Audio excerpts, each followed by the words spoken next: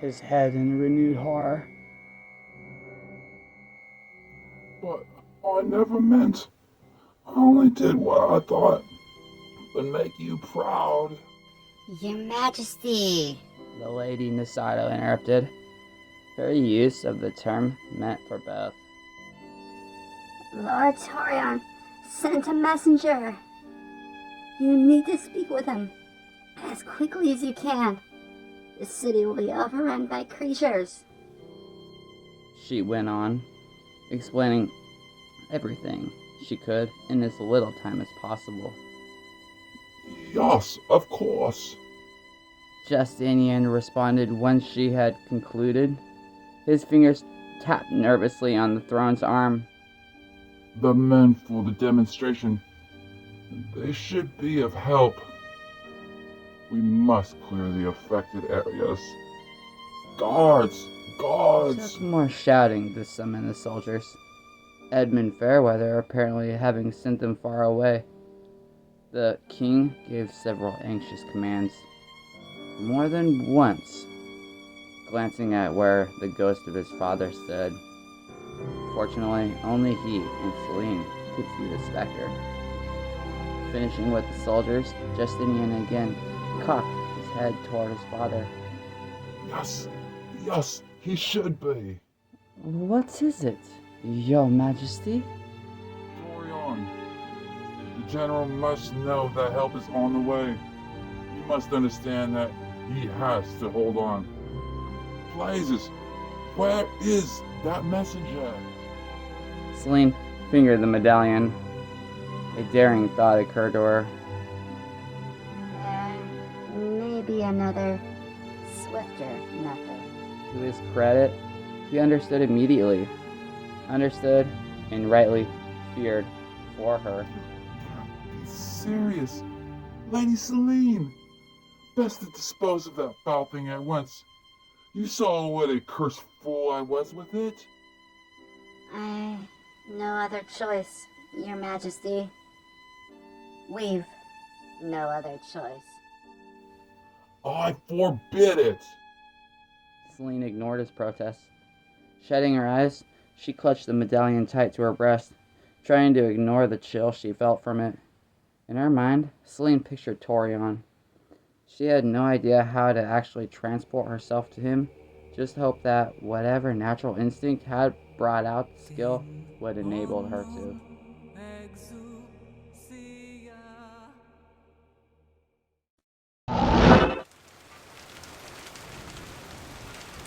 It was raining on her. Shouts filled her ears as she focused on her surroundings. There were fires burning, many of them half-heartedly because of the never-ceasing rain. A scream stirred her to the bone. Then, she saw the general. Torion stood outlined by one fire, shouting orders to archers whose bolts were being tipped with rags. Celine guessed that the rags would next be soaked in oil. For behind her, she suddenly heard a low hiss. Without hesitation, the noblewoman turned and thrust out her hand. A ball of fire burst from her, just in time, catching a huge black form leaping for her head. Squealing, the giant arachnid dropped to the ground, its legs curling in as it burned. Celine! Torion came rushing up to her. It is you. Damn, woman. What in places are you doing in the middle of all this? You get back. Torion, be quiet. You have to listen. When he finally clamped his mouth shut, she quickly told him all that had happened. Damn it. I should have known. I should have. It was too good to be true about the boy.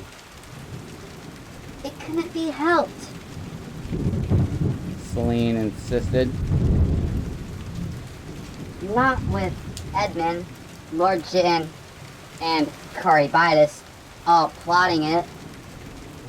Well, good riddance to Master Fairweather anyway. Their conversation was interrupted by more screams. A flow of spiders appeared out of the shadows to the left of the defenders. 2 men were caught by the abrupt tide. The spiders swarmed over them. As per Torion's instructions, their helmets were bound tightly to their heads. Unfortunately, finding no manner by which to remove them, several of the spiders finally bit the pair. The effects of the virulent poison were instantaneous. The men screamed and tore at their bites. Harsh spasms shook their bodies. A breath later, they were dead. General Torion swore. Get those torches! Over there! Bring another barrel of oil. If we lose this section, we've got to back up nearly to the palace. It was a choice of burning the capital or falling victim to the spiders. Celine understood exactly the terrible decisions that Torion had to make. Then, her eyes aligned on one of the barrels of oil. She glanced down at Caribidas' foul amulet, then back at the oil. Torion, have them stand away from that barrel, and the one next to it. It was to his credit that he obeyed with only a glance at her. The veteran soldier quickly cleared his men away from the barrel, then nodded. Not certain at all about what she hoped to do, Celine nonetheless concentrated on both containers. At the same time, she tightly clutched the medallion. As if shot by a catapult, both barrels flew up into the air, then dropped unerringly toward the thickest concentration of the macabre arachnids. Just before they landed, she pointed at each. Bolts of flame shot from her hand. They darted toward the barrel to such distance that the noble woman dared not even blink for fear. She did not see the explosions almost simultaneously. A fiery rain poured down upon the area and over the spiders. The creatures perished by the scores, roasted alive as quickly as the one that had earlier assaulted her. The shrill hisses they made as they burned made more than one person there cover their ears. With a gasp, Celine bent over. Her last effort had spent her. There were limits to what she could do, even with the medallion. Torion saw her collapse. Celine, are you ill? I'm fine. I just have to rest.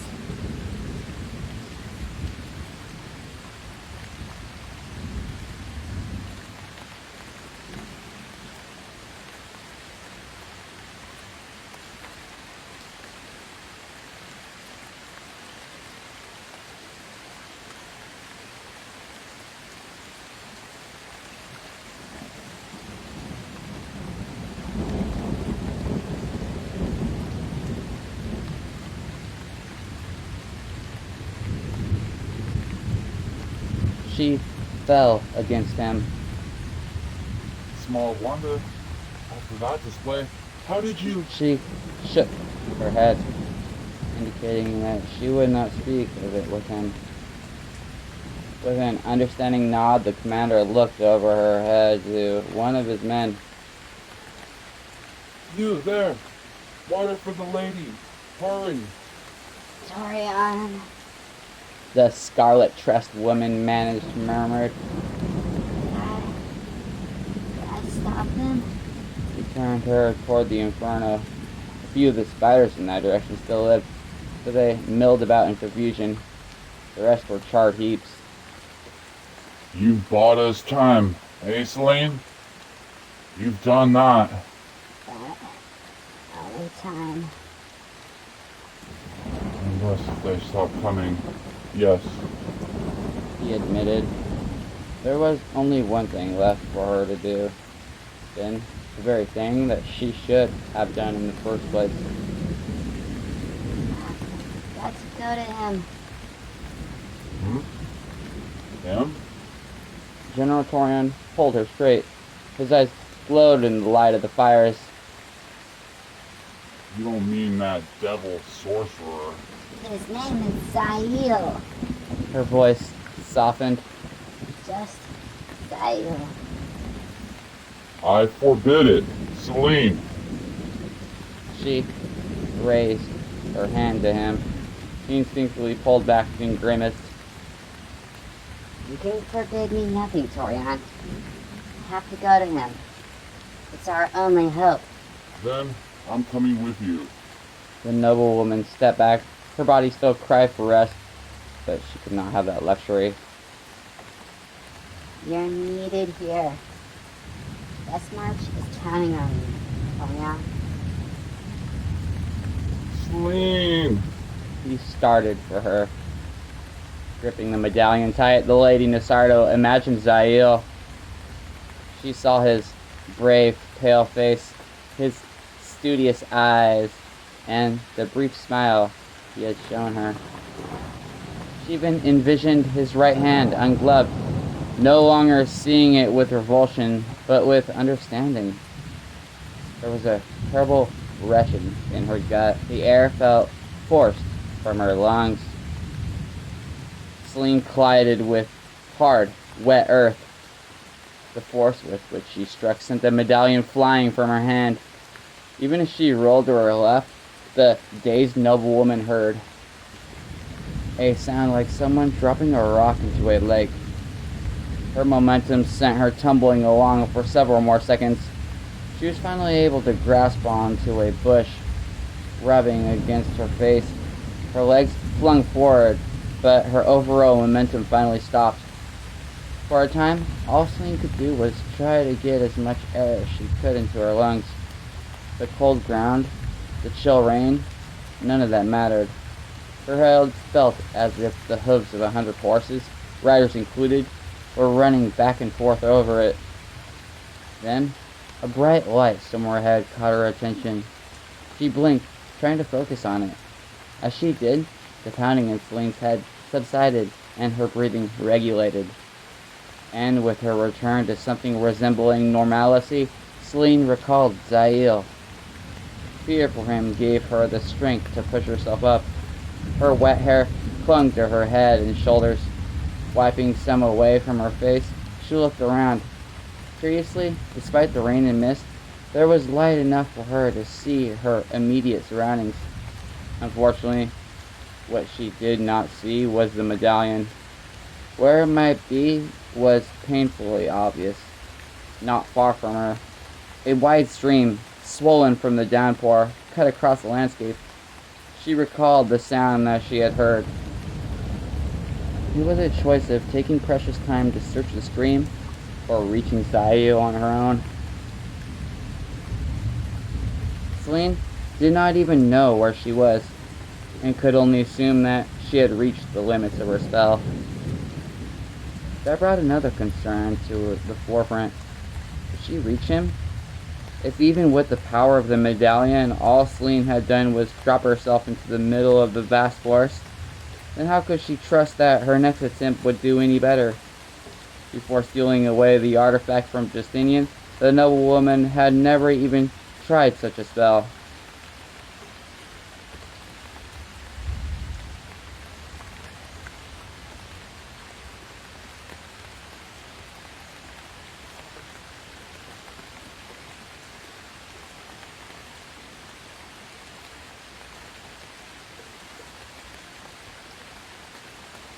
Stop it!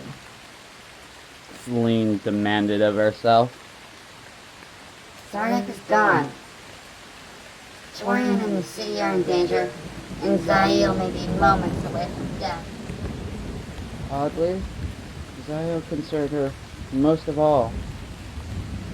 Wait, look. If I can't find it right away, do it myself.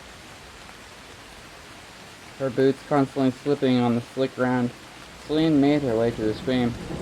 It was twice as large as normal, and the fury with which it rushed made her wonder if the medallion was even in the area anymore. The small, light piece might very well have been swept much farther down. She had to look. Cautiously putting one foot then another into the stream, Celine peered into the water. At least the light from above allowed her to see a bit.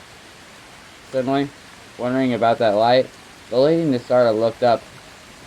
A shadowy spider all but covered the lunar orb. No! No! for the horrific erratic to be so prominent meant that there was no more time. Caribitis and Aldric had been waiting for just this moment. Frantically, she leaned down to the stream and splashed away at the water. Here and there, she caught glimpses of the bottom, but saw nothing other than the rocks and moss. Celine began to shake. Then, another light, one that reminded her of the comforting one she had first noticed, appeared among the trees to her left. A subtle yet arresting tone, music, also seemed to come from that direction.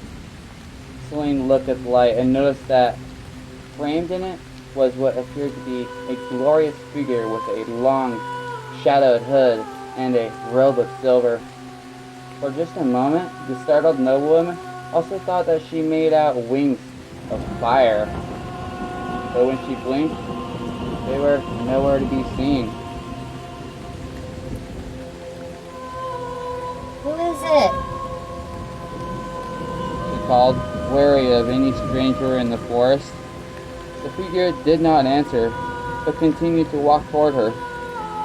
She imagined it to be male and much taller than herself, or even Zayl. The noblewoman cocked her head. The tone resonating from the direction of the stranger touched her as no song she had ever heard.